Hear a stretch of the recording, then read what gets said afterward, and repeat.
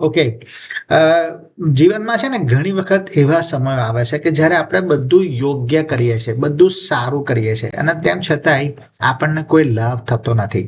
આપણે પ્રાર્થના કરીએ છીએ પણ કશું બદલાતું નથી. આપણે આજ્ઞાઓ પાડીએ છીએ છતાંય ઘણા બધા વખત સંજોગો એ વધુ ને વધુ ખરાબ થતા જાય છે. પ્રતિકૂળ પરિસ્થિતિ ચાલુ રહે છે. આપણે વિશ્વાસુ રહીએ છીએ તેમ છતાંય અન્યાય આપણી સામે જીત મેળવતો હોય એવું લાગે છે.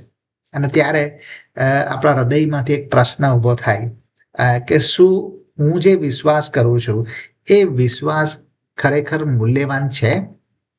શું એ હું જે આત્મીય રીતે ચાલું છું એ ખરેખર કોઈ કામનું પણ છે? અને આ પ્રશ્નો આપણને થાય છે. વિશ્વાસ ના આપણે જે પ્રાર્થનાઓ કરતા હોય એ પ્રાર્થનાનો જ્યારે જવાબ મળતા હોય, સરળતાથી મળતા હોય, જલ્દીથી મળી જતા હોય ત્યારે વિશ્વાસ કરવો આપણને બહુ સરળ લાગે છે. જ્યારે બધી પરિસ્થિતિઓ સકારાત્મક હોય, આપણા માટે સારી લાગતી હોય ત્યારે આપણને વિશ્વાસ વિશે વાત કરવાનો બહુ આનંદ લાગે છે.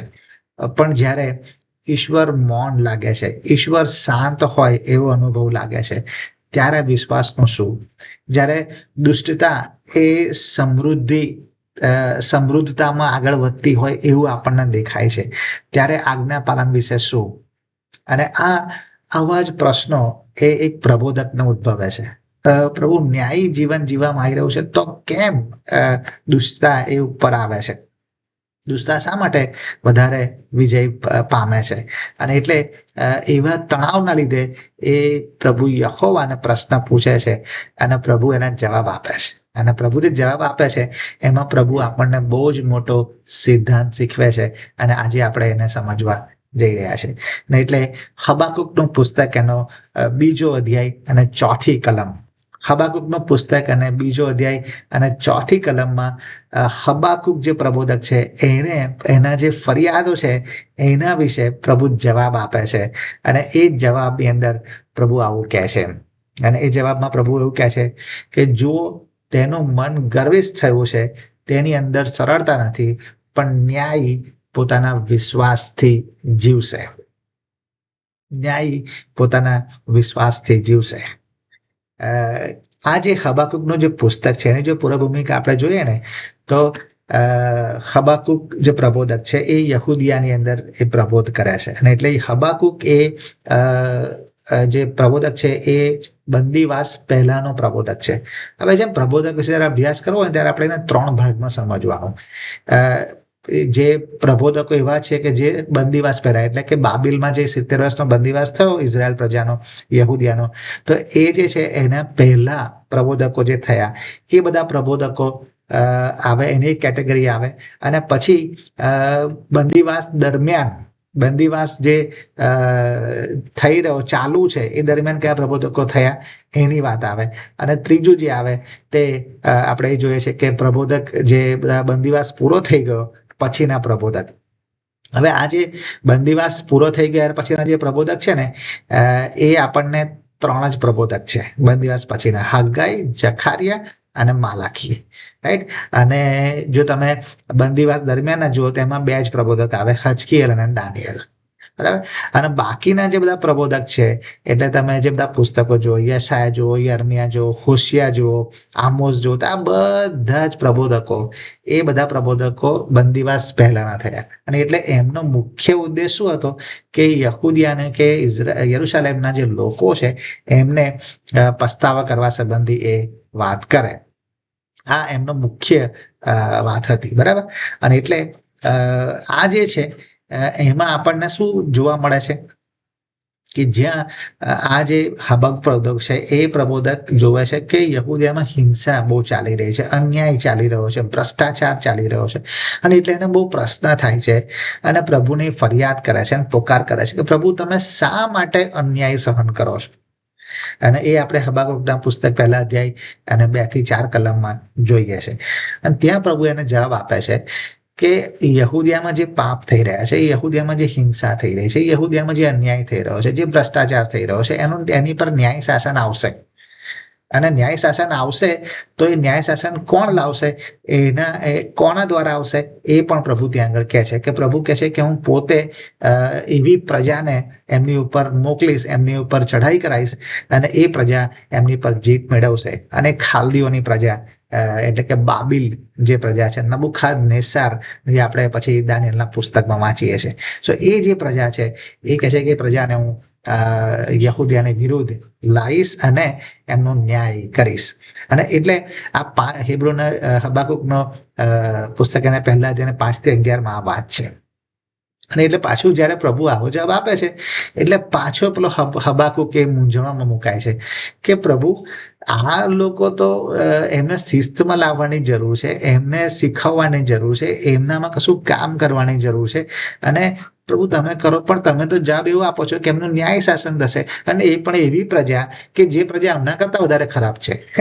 બાબેલની પ્રજા તો એ અન્ય ધર્મી પ્રજા કે જે મૂર્તિ પૂજક પ્રજા છે, એ તો એના કરતા દુષ્ટ પ્રજા છે. તો એવી પ્રજાને તમે ઉપયોગ કરો, કેવી રીતે કરી શકો? તમે એવી લોકોની પ્રજાનો તમે કેવી રીતે ઉપયોગ કરી શકો? તમે તો પવિત્ર ઈશ્વર છો. અને એટલે આ જવાબ આ પ્રશ્નના મનમાં થાય છે, ને એનો જવાબ મેળવવા માટે, એનો ખુલાસો મેળવવા માટે હબાકુક એ પ્રભુની આગળ ઊભો છે. અને એ આપણે બીજા અધ્યાયના પહેલી કલમમાં જોઈએ છે. અને ત્યારે પ્રભુ બીજી કલમથી માંડીને આગળના અધ્યાય સુધીમાં આપણને પ્રભુ જે જવાબ આપે છે એ આપણે ત્યાં જોઈએ છે. અને એ જવાબમાં પ્રભુ એવું કહે છે કે આ યહૂદિયાનો ન્યાય તો થશે, બરાબર, અને એવી પ્રજા જે કરશે કે જે મૂર્તિ પૂજક પ્રજા છે એ એમની વિરુદ્ધ આવશે, એમને મારશે અને એમની ઉપર વિજય મેળવશે. પણ એવા સમયની અંદર, એવા પ્રતિકૂળ સંજોગોની અંદર ન્યાયી વ્યક્તિઓનો શું? તો ન્યાયી વ્યક્તિઓ વિશે પ્રભુ એવું કહે છે કે ન્યાયી વ્યક્તિઓ એ પોતાના વિશ્વાસથી જીવશે, પોતાના વિશ્વાસથી જીવશે. અને આ સિદ્ધાંત પ્રભુએ બહુ ગજબ રીતે ત્યાં આગળ આપ્યો. ને એટલે આ જે કલમ છે એમાં આપણને બે વ્યક્તિઓ જોવા મળે છે, અને બે વ્યક્તિઓ એકબીજાથી વિરુદ્ધ છે એવું જોવા મળે છે. અને ત્યાં એક જીવનશૈલીની પ્રભુ આશા આપે છે. તો પહેલું એવું જોઈએ કે કયો વ્યક્તિ છે? તો પહેલું એવું જોઈએ છે કે જેનું મન ગર્વિષ્ઠ થયું છે. તો કોનું મન ગર્વિષ્ઠ થયું છે? તો જે પ્રજા, ખાલદીઓની જે પ્રજા છે એની વાત છે.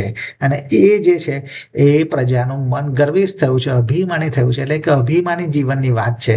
તો અભિમાની જે જીવન છે, જે લોકો યહૂદિયાને ગુલામ કરીને લઈ જવાના છે, હવે ખાલી આ ખાલદીઓની જે પ્રજા છે એટલે કે બાબિલ જે છે એ સામ્રાજ્ય ફક્ત યહૂદીઓને જ ગુલામ કરે છે એવું નથી, બીજી ઘણી પ્રજાઓને ગુલામ કરીને લઈ જાય છે. કારણ કે એ સમયનું એ બહુ શક્તિશાળી સામ્રાજ્ય હતું, રાઈટ. અને એટલે એ અભિમાનની અંદર છે, રાઈટ. અને એટલા માટે પ્રભુ એક અભિમાનની જે પ્રજા છે એને વિશે વાત કરે છે, અને પછી પ્રભુ જે ન્યાય છે એના વિશે વાત કરે છે, અને શું કરવું જોઈએ, કઈ જીવનશૈલી લાવવી જોઈએ એ પ્રભુ ત્યાં આગળ વાત કરે છે. જ્યારે અહીં પ્રભુ એવું કહે છે કે એમનું મન ગર્વિષ્ઠ થયું છે, ત્યારે એના માટે જે હિબ્રુ શબ્દ વાપરવામાં આવ્યો છે એ અપેલા શબ્દ વાપરવામાં આવ્યો છે. અને આ અપેલા જે શબ્દ છે એનો અર્થ થાય સૂજી ગયેલું, ફૂલાઈ ગયેલું, ઘમંડી, સ્વનિર્ભર, એવો એનો અર્થ થાય. અને એટલે એક એવા જીવનનું વર્ણન એ કરે છે કે જે અભિમાનમાં છે, પોતાના બાહુબળ પર અભિમાન, પોતાના સામર્થ્ય પર એનો અભિમાન છે, આત્મવિશ્વાસ પર અભિમાન છે. અને એવા પ્રજાની વાત કરે છે, એવા જીવનની એ વાત કરે છે. એટલે ઈશ્વર એવું અહીંયા કહેવા માંગે છે કે એક એવું જીવન કે જે જીવન ઈશ્વર સાથે જોડાયેલું નથી પણ ઈશ્વરથી વિરુદ્ધ છે, ઈશ્વર સાથેના સંબંધમાં નથી પણ ઈશ્વરથી વિરુદ્ધ છે. કારણ કે ઈશ્વર, જે જીવનમાં ઈશ્વર હોય એમાં ઈશ્વર કેન્દ્રિત જીવન હોય, પણ અહીંયા સ્વ કેન્દ્રિત જીવન છે. અને એ અહીંયા દેખાય છે. અને એટલે પ્રભુ જે અહીંયા કહેવા માંગે છે કે અભિમાન એ મજબૂત દેખાઈ શકે છે પણ એ અસ્થિર છે. Pride look strong but it is unstable. એ અસ્થિર હોય છે. આપણને લાગે કે આપણે આત્મવિશ્વાસ, સ્વનિર્ભરતા બહુ સારી લાગે છે, પણ ખરેખર એ ઈશ્વરના ન્યાય ચુકાદા હેઠળ તૂટી પડે છે, ન્યાય ચુકાદા હેઠળ હોય છે. અભિમાની લોકો આપણને બહુ થોડા સમય માટે સફળ દેખાય પણ એ કાયમ ટકી શકતા નથી. એક દિવસે એમનું અભિમાન જ એમને જમીન દોસ્ત કરી નાખે છે. અને એટલા માટે આપણી પાસે લાગુકરણ એ છે કે જ્યારે આપણે વિશ્વાસ કરીએ છીએ, શરૂ કરીએ છીએ, ત્યારે આપણને સંઘર્ષ કરવો પડે છે. વિશ્વાસી જીવન જીવીએ છીએ ત્યારે આપણે સંઘર્ષ કરવો પડે છે. જગતના મૂલ્યો અને ઈશ્વરના મૂલ્યોને મહત્વ આપવા માટે સંઘર્ષ કરવો પડે છે. પોતાના સામર્થ્ય પર ભરોસો કરવાનો કે ઈશ્વરની આજ્ઞા પાડવાની, એના ઉપર આપણને સંઘર્ષ કરવો પડે છે. સ્વનિર્ભર બની રહેવાનું કે ઈશ્વર નિર્ભર બની રહેવાનું, એના વિશે સંઘર્ષ કરવો પડે છે. અને આ સંઘર્ષ હોય જ છે. જો તમને એવો સંઘર્ષ નથી લાગતો તો ત્યાં પ્રશ્ન છે. અને એટલે સંઘર્ષ જો તમે ના અનુભવતા હોય તો પોતાની જાતના પ્રશ્ન પૂછવાની જરૂર છે કે શું મારું જીવન ખરેખર મારા જીવનમાં કયા સ્થાન ઉપર અભિમાન રહેલું છે? શું હું જગતના મૂલ્યોમાં જ ચાલી રહ્યો છું એટલે મને સંઘર્ષ નથી થતો? શું મારા પોતાના જ સામર્થ્યમાં જીવી રહ્યો છું, ઈશ્વરની આજ્ઞા નથી પાડી રહ્યો એટલે સંઘર્ષ થતો નથી? કે હું મારી સ્વનિર્ભરતામાં જીવી રહ્યો છું એટલે મારે સંઘર્ષ નથી? એટલે કઈ જગ્યા ઉપર મારું અભિમાન છે એને મારે શોધી કાઢવાની જરૂર છે. અને એટલે પહેલું જે પ્રભુ વાત કરે છે એ અભિમાની જીવન વિશે વાત કરે છે. અને પ્રભુ એનાથી વિરુદ્ધ છે, અને પ્રભુ થી એ વિરુદ્ધનું જીવન છે એ પ્રભુ ત્યાં આગળ બતાવે છે. અને એટલે આપણે વિશ્વાસીઓ તરીકે એ શોધી કાઢવાની જરૂર છે કે કઈ બાબતોમાં આપણે અભિમાનમાં જીવી રહ્યા છીએ અને એને દૂર કરવાની જરૂર છે. બીજા જે જીવન વિશે પ્રભુ વાત કરે છે અને કહે છે કે ન્યાયી જીવન, તેનું મન ગર્વિષ્ઠ થયું છે, તેની અંદર સરળતા નથી, પણ ન્યાયી પોતાના વિશ્વાસથી જીવશે. એટલે ન્યાયી જીવન વિશે વાત કરે છે, પ્રામાણિક જીવન વિશે વાત કરે છે. એટલે પ્રામાણિક વ્યક્તિ વિશે વાત કરે છે. હવે અહીંયા પણ ન્યાયી માટે જે હિબ્રુ શબ્દ વાપર્યો છે એ સદિક શબ્દ વાપર્યો છે, અને એનો અર્થ થાય કે ઈશ્વર સાથે જે ન્યાયી સંબંધ ધરાવનાર વ્યક્તિ, ન્યાય તરીકે જાહેર કરાયેલ વ્યક્તિ, ઈશ્વરના જે ધોરણો છે એ પ્રમાણે જીવનાર વ્યક્તિ. અને એટલે આ એનો અર્થ સદિકનો અર્થ આવો થાય છે. અને એટલે જો કે આ જે છે એ નૈતિક સંપૂર્ણતા નથી કે નૈતિક રીતે સંપૂર્ણ છે, કોઈ જ પાપ નથી, કોઈ જ ભૂલ નથી, કોઈ જ નિયમ ની અવગણના નથી, એવું નથી. પણ આ જે વાત છે એ ઈશ્વર સાથેના સંબંધની વાત છે કે ઈશ્વર જોડે સંબંધ છે, અને ઈશ્વર સાથે સંબંધ હોય તો એના દ્વારા જે મળતો દરજ્જો છે, એના દ્વારા જે મળતું પોઝિશન છે, એને સદિક કહેવાય, એ ન્યાયીપણું કહેવાય. અને એટલે જ બાઇબલની અંદર ક્યારેય ન્યાયપણું, રાઇચસનેસ જે છે એ કદી પણ માનવીય પ્રયત્નોથી મળતું નથી, પણ ઈશ્વર દ્વારા આપવામાં આવે છે અને ઈશ્વર દ્વારા ટકાવી રાખવામાં આવે છે. અને એટલે જે મજબૂત લોકો અને નબળા લોકો વચ્ચે પ્રભુ અહીંયા સરખામણી નથી કરતા, પણ પ્રભુ વિરોધાભાસ કરે છે. કેવા કે જે સ્વનિર્ભર લોકો છે, એવા લોકો કે જે પોતાની ઉપર જ આધાર રાખે છે, પોતાના જ બાહુબળ પર આધાર રાખે છે, પોતાની જ અક્કલ પર આધાર રાખે છે, એવા અભિમાની લોકો. અને બીજા પ્રામાણિક લોકો એટલે કે ન્યાયી લોકો કે જે લોકો પ્રભુ પર ભરોસો રાખે છે, પ્રભુ પર નિર્ભર છે, ઈશ્વર પર નિર્ભર છે, એવા લોકોની વચ્ચે પ્રભુ અહીંયા વિરોધાભાસ કરી રહ્યા છે. અને એ બતાવી રહ્યા છે પ્રભુ કે આવા ન્યાયી જે લોકો છે એ લોકો વિશ્વાસથી જીવશે. અને એટલે અહીંયા જે આપણે જોઈએ છે ને તો ત્યાં આગળ વિશ્વાસનું જીવન એટલે એવું જીવન નહીં હોય કે જેમાં કોઈ તકલીફ નહીં પડે, કોઈ પ્રતિકૂળ સંજોગો નહીં આવે, કોઈ મુશ્કેલી નહીં આવે, એવું નહીં હોય. બરાબર, એના વિશે વાત નથી અહીંયા. પણ અહીંયા જે ન્યાય જીવન વિશે વાત છે એ છે ઈશ્વર સાથે સંબંધમાં રહેવાની વાત, કે ઈશ્વર સાથે મારો સંબંધ ચાલુ રહે છે, ઈશ્વર જોડે સંબંધ તૂટી જતો નથી. રાઈટ. અને એટલે ફરીથી આપણે પોતાની જાતના પ્રશ્ન પૂછીએ કે મારું સામર્થ્ય શેમાં છે? હું કોણ છું એમાં છે? કે મારી પાસે કેટલું જ્ઞાન છે, મારી પાસે કેટલી સંપત્તિ છે, મારી પાસે કેટલા બધા શું કહે રિસોર્સિસ છે આપણી પાસે, એના ઉપર હું વિચારું છું કે મારી તાકાત છે, કે પછી હું કોણ છું, એટલે કે હું કોનો છું એની પર હું વિચાર કરું છું. એટલે કે હું ઈશ્વર સાથે છું, મારો ઈશ્વર સાથે સંબંધ છે, એની પર મારે વિચાર કરવાની જરૂર છે. નહીં કે મારી પાસે શું છે, રાઈટ, હું કોણ છું એ નહીં, પણ હું કોનો છું એ મારા જીવનને ડિફાઇન કરે છે કે હું ન્યાયી છું કે નહીં. રાઈટ. અને એ પ્રભુ અહીંયા વિરોધાભાસ બતાવે છે કે અભિમાની લોકો જે છે એ એવા લોકો છે જે સ્વનિર્ભર છે, પણ જે ન્યાયી લોકો છે એ ઈશ્વર નિર્ભર લોકો છે, ઈશ્વર કેન્દ્રિત લોકો છે. અને પછી ત્રીજી વાત જે પ્રભુ એમાં કરે છે કે જે ન્યાયી લોકો હશે એ શું કરશે? તો કે છે પોતાના વિશ્વાસથી જીવશે. રાઈટ. હવે અહીંયા જે વિશ્વાસ માટેનો જે હિબ્રુ શબ્દ છે એ એમુનાહ એ શબ્દ વાપર્યો છે. એનો અર્થ થાય દ્રઢતા, ફર્મનેસ, સ્થિરતા, સ્ટેડીનેસ, વફાદારી, ફેથફુલનેસ અને સાતત્યતા એટલે કન્સિસ્ટન્સી. એટલે આ બધા વિશ્વાસની અંદર સમાયેલું છે. દ્રઢતા સમાયેલી છે, સ્થિરતા સમાયેલી છે, વફાદારી સમાયેલી છે, સાતત્યતા સતત ચાલતું છે, કન્સિસ્ટન્સી એમાં રહેલી છે. એટલે એમુના છે ને એ આંધળા વિશ્વાસ વિશે નથી, પણ એ વિશ્વાસુ જીવનશૈલી દ્વારા વ્યક્ત થતો અડગ ભરોસો છે.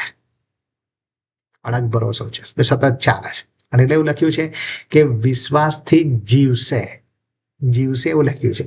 અને એનો એ શબ્દ શું જીવશે એનો અર્થ શું થાય કહેવાય કે ઓન ગોઈંગ લાઈફસ્ટાઈલ, જીવનશૈલી છે, ડેલી ડિપેન્ડન્સી એટલે દૈનિક નિર્ભરતા છે, અને કન્ટિન્યુઅસ ટ્રસ્ટ છે, સતત વિશ્વાસ છે.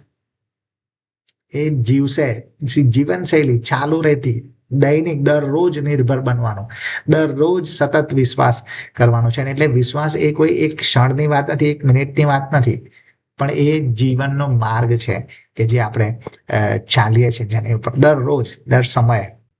અને એટલે અહીંયા ઈશ્વર જ્યારે કહે છે કે ન્યાયી લોકો વિશ્વાસથી જીવશે, ત્યારે પ્રભુ એવું નથી કહેતા કે ન્યાયી લોકો વિશ્વાસનો અનુભવ કરશે, કે ન્યાયી લોકો વિશ્વાસથી છટકી જશે, એવું પ્રભુ નથી કહેતા. પણ પ્રભુ એવું કહે છે કે ન્યાયી લોકો વિશ્વાસથી જીવશે.